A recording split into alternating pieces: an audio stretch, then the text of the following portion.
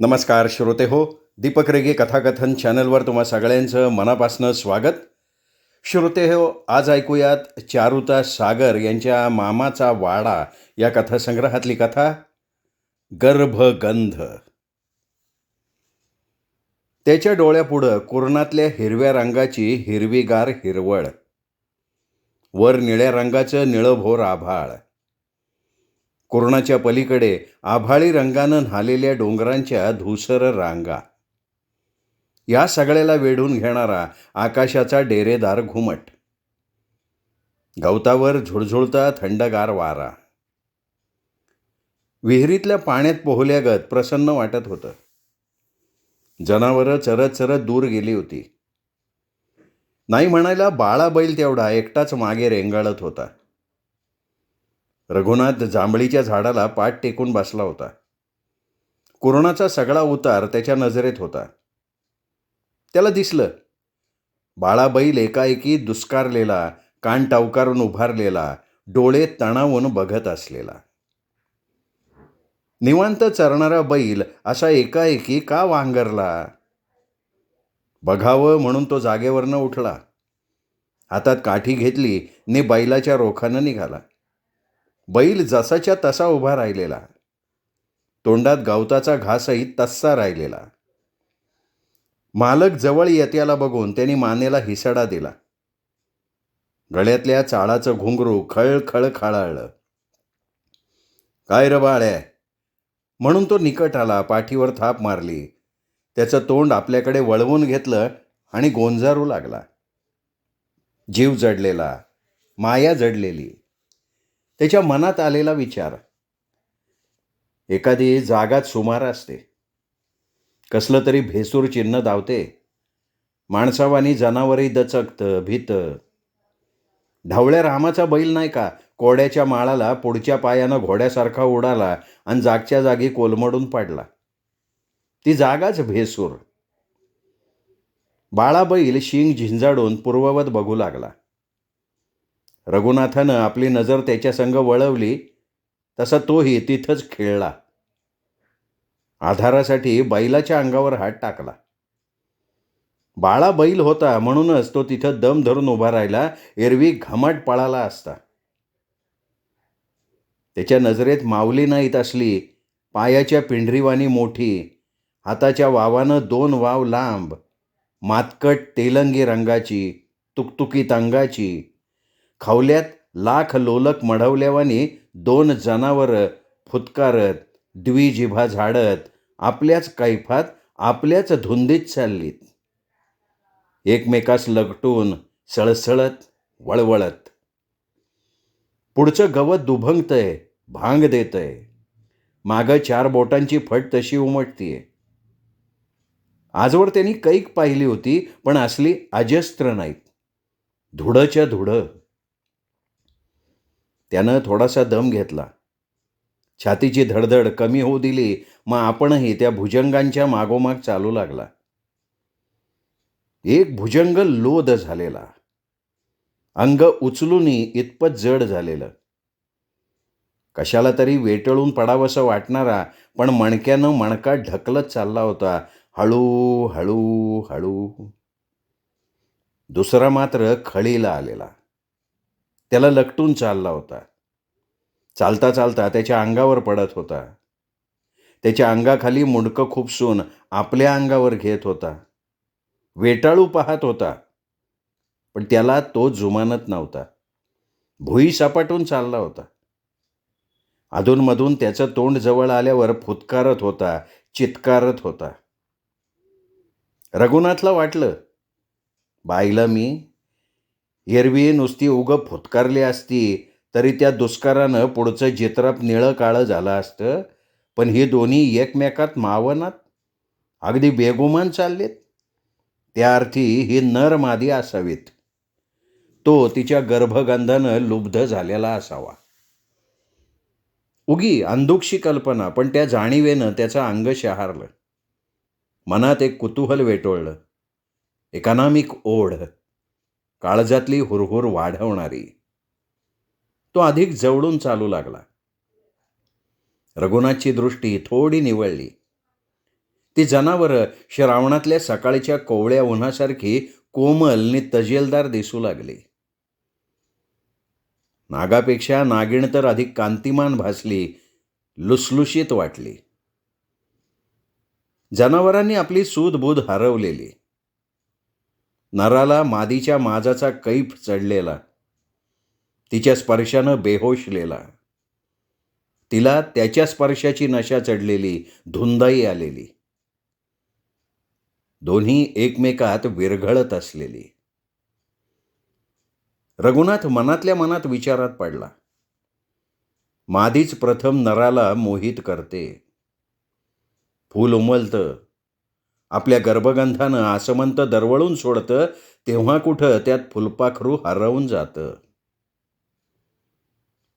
मग नागिणीचे असे आडेवेडे का? त्यात नागाला अधिक उत्तेजित करायचा हेतू तर नसावा का? त्याच्या ढुसण्यांपासनं तिला काही समाधान होत असावं?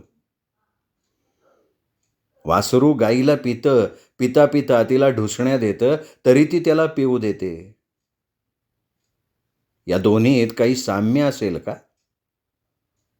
या विचाराचा उलगडा त्याला हवाही होता, नकोही होता. पुढं थोड्या अंतरावर खुरट्या गवताचं मैदान लागलं. तिने आपली गती वाढवली, सळसळू धावू लागली. मगाचा तिचा जडपणा कुठे गेला कोणास ठाऊक. नाग घायाळलेला, तिच्याशी अंगझटी करून करून कामातूर झालेला, चिपचिपू लागला. द्विजिभेच्या झडपा झाडू लागला. तिच्या अंगावर आडवा तिडवा होऊ लागला. तिला कवेत लपेटू लागला, तिची वाट रोखू लागला. पण ती जमिलीला लकटून गतिमान झालेली. नागाचा धसमुसळेपणा, तिला वेटोळण्याचा प्रयत्न, आपल्या पकडीत घेण्याचा डाव. खरं तर ती त्याला काही जमू देत नसे, त्यातून अलगद निसटे. ते सर्पयुगल पुढं पुढं सळसळत धावत. रघुनाथ माग माग, त्यांना आपली चाहूल लागू नये असा. पश्चिमेकडे धावता धावता तिने मोहरा बदलला, दक्षिणेला वळली. त्याला मागं टाकलं. एक क्षणभर तो थांबला. फडावर करून पाहिलं आणि नन्हाटीसारखी झेप घेतली. खालचं अंगच भुईला टेकलं नाही. रघुनाथला दिसला काळाचा सोट अधांतरी झालेला आणि विजेच्या लोळासारखा नागिणीच्या अंगावर कोसळलेला. त्याच्या काळजात चर्र झालं. अंगाचं पाणी उडालं. तो तिथल्या तिथं खेळल्यासारखा थबकला. अकस्मात अंगावर कोसळलेला ती गोंधळली, धावता धावता थांबली. तो जवळ पडलेला, आवेशात लांब झेप घेतलेली. एकदम खाली सपक्यानं मणक्यांना मार लागला होता. पण तिकडं दुर्लक्ष केलं, स्वतःला सावरून घेतलं. तेवढ्यात ती निसटली. बघता बघता बाणासारखी सुटली, सुई हवा कापत चालली. रघुनाथ त्या वेगानं दिप्प झाला. त्याच्या नजरेच्याही पुढं तिची झळाळी सळसळत होती. सळ. त्यांनी मुंडकं वर काढलं. कदाचित त्याला दिसली सुद्धा नसेल. ती दूरवर गेली होती. तसा तो धावला कसा हे रघुनाथला पण कळलं नाही. नाग राहिला नव्हता. त्याची गती त्याची राहिली नव्हती. रघुनाथला ऐकू आला फक्त आवाज, हवेला छेदत असल्याचा, सुई. तिला ताणून गाठली तेव्हा तो आडवाच उभा राहिला, फडा पिंजारून. डोळं लालबुंद झालेलं, शेपटीची आदळापट चाललेली, तोंडातून फुत्कार पडत असलेला. फडा देखील इकडं का तिकडं हालाय तयार नाही. काठीसारखा खडा झालेला, खालचे खवले अभ्रकासारखे चमकत असलेले. रघुनाथच्या अंगावरचा केस शहारून उभा राहिला. कदाचित हा आपला कर्दनकाळ तर नाही ना होणार. त्याला भीती पडली, छाती धडधडू लागली. आता पुढं होण्यात शहाणपण नाही, मागं फिरावं. बेत मनात बेतला तरी पण भारल्यासारखा उभा राहिला, एकसारखी टक लावून भारलेल्या नजरेनं. तिला जिथल्या तिथं खेळल्यासारखं झालं. तो निम्म्या अंगावर उभा होता. तिनं आपलं अंग वळवळत गोळा केलं. मुंडकं निमुळतं करून बाजूला घ्यायला गेली तशी त्यांनी झडप घातली. जड वस्तू पडल्याचा आवाज झाला. तिने ती झडप चुकवून घेतली आणि फडी काढून उभी राहिली. फस, तो फुतकारला. ती स्तब्ध, त्याच्याकडे टक लावून. ती उंच उंच होत गेली तर तो तिच्याहून उंच झाला. शरीर उन्हात तकाकू लागले. रघुनाथ काठी सावरून थोडा पुढे झाला, श्वास रोखून बघू लागला. दोन्ही फडे समोरासमोर आलेले, कैफात डोलू लागलेले. उजवीकडून डावीकडं, डावीकडून उजवीकडं. चैत्रमासी आम्रबाना डोलावेत असे. डोलता डोलता तो स्थिर झाला. फडा किंचित मागं घेतला आणि एकदम झेप टाकली. तितक्या जोमानं ती टक्करली, सपकन भुईला आदळली, पुन्हा उभी राहिली. तिने फडी काढलेली, त्यानं फडा उगारलेला, पवित्रा घेतलेला. एकमेकांवर तुटू लागली, झुंजू लागली. केवळ बचाव तिने टाकून दिला. तो चांगलाच खवळलेला, खळीला आलेला. तिची झेप चुकवून घेत होता, आपण तिच्यावर झेपावत होता. फड्याच्या माऱ्यानं ती दोघं भुईसपाट होत, पुन्हा समोरासमोर डोलत, उंचावत आणि विद्युत वेगानं एकमेकांशी टकरत. तो तिला वेटाळू बघे, फडा मारून खाली पाडे, दुसरी वेटोळी टाकण्यासाठी अंग वळवी, पण त्याआधीच ती निसटलेली असे. बघत बघत रघुनाथ तल्लीन झालेला. आपण देहधारी मनुष्य आहोत हेही विसरलेला. त्याच्या दृष्टीत नाग, अंगात नाग. नागासंग तो नाग झालेला नागिणीबरोबर डोलू लागला. नाग आता भलताच चेतला, धुंद फुंद झाला. पुंगीच्या नादावर डोलावं असं डोलू लागला, तिला डोलवू लागला, जमिनीवर शेपटी आपटू लागला, तिच्या निकट निकट सरकू लागला. तिने त्याच्याहून फडी काढलेली, तेजपुंज झालेली, डोलू लागली. शेपटीची वळवळ होऊ लागलेली, लाल भडक जीभ झाडू लागली. डोळ्यातल्या तालाची लय साधत साधत तो उंचावत गेला. जवळजवळ निम्म्या अंगावर उभा राहिला. ती त्याच्याकडे टक लावून होती, पण कशी नजर चुकली आणि तो झेपावला तिला कळलंच नाही. तिला कळालं आपण भुईलोट झालोय. निम्म्याहून अधिकांग त्याने वेटोळून टाकलंय. आता उरलंय ते अगदी थोडं. वळवळली वळवळली, उलथी पालथी झाली, पण काही क्षणच. तिची धडपड थंड झाली, त्याला हवी तशी. उरलं अंग त्याने वेटोळून घेतलं, मुंडक्यापासून अगदी शेपटापर्यंत.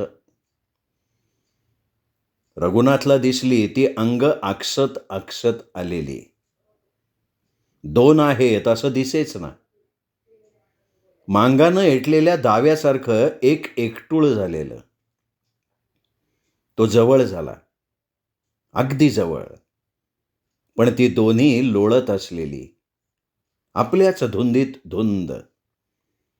अंगाची फक्त वेडीवाकडी वळवळ लोळत असलेली आणि फडे समोरासमोर भुईकमल उमलत असल्यासारखे फुलू लागलेले. रघुनाथला आश्चर्य वाटलं ते नागिणीचं.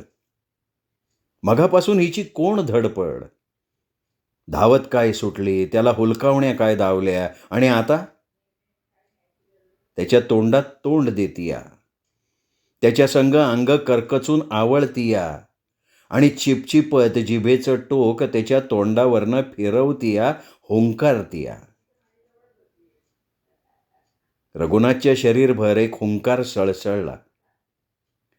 त्या नागिणीनं आपल्याला आरपार विळखून टाकलंयसं त्याला वाटलं. तो स्वतःला चाचपून पाहू लागला. तिचं अंग, तिचा स्पर्श, तिचा हुंकार. तो पुढे झाला. हातातल्या काठीनं हे जुगलेलं एकटूळ उलथंपालथं करावंसं त्याला वाटलं. पुन्हा विचार आला. मी जवळ येऊन किती वाढूळ झाला तरी माझी चाहूल देखील यांना नाही. एरवी माणसाच्या आसरंग्याला उभी न राहणारी जात. मी आता यांना काठीनं बदडलं, जीव मारलं तरी याची त्यांना पर्वा नाही. भान हरवून दुमटी तिमटी झालेत, जीवाशिवात गुंतलेत. शिव आणि शक्ती. भाद्रपदातलं ऊन चकाकत होतं. त्यांची फुलून आलेली अंग झळाळत होती. रघुनाथचं अंग शहारून आलं. छाती धडधडू लागली. अंगभर मुंग्या झणझणून उठल्या. तो जवळ झाला, अगदी जवळ. त्याने हात पुढं केला. थरथरता कापता हा हात तुकतुकीत अंगावरनं फिरवावा. स्पर्शाला स्पर्श करू द्यावा, भोगू द्यावा. मनातल्या स्पर्शाची ही लालसा. हाताचा फडा झाला. बोटातून द्विजिभेच्या झडपा झडू लागल्या. त्याला वाटलं या फडीनं असंच या भुईकमळाला वेटोळून घ्यावं. पण तो तसाच मागं सरला. त्यानं धोतराचा सोगा ओढला, खर्रकन फाडला आणि त्यावर टाकला. मागं परतून पाहिलं तर बाळा बैल तसाच उभा होता. श्रोते हो, तुम्ही ऐकत होता चारुतास सागर यांची एक आगळी वेगळी कथा, गर्भगंध. ही कथा कशी वाटली कमेंट करून जरूर कळवा. ही वेगळी कथा तुम्हाला नक्की आवडली असेल, त्यामुळे कथेचा व्हिडिओ लाईक करा. आपल्या कथाप्रेमी मित्रपरिवारात, नातेवाईकात शेअर करा. आणि हो, चॅनल सबस्क्राईब करायचं राहून गेलं असेल तर आत्ता वरती जो माझा फोटो दिसतोय या फोटोला क्लिक करा आणि चॅनल सबस्क्राईब करा. भेटत राहा दीपक रेगे कथाकथन चॅनलवर अशाच उत्तमोत्तम लेखकांच्या कथा आणि कादंबरी ऐकण्यासाठी. नमस्कार श्रोतेहो.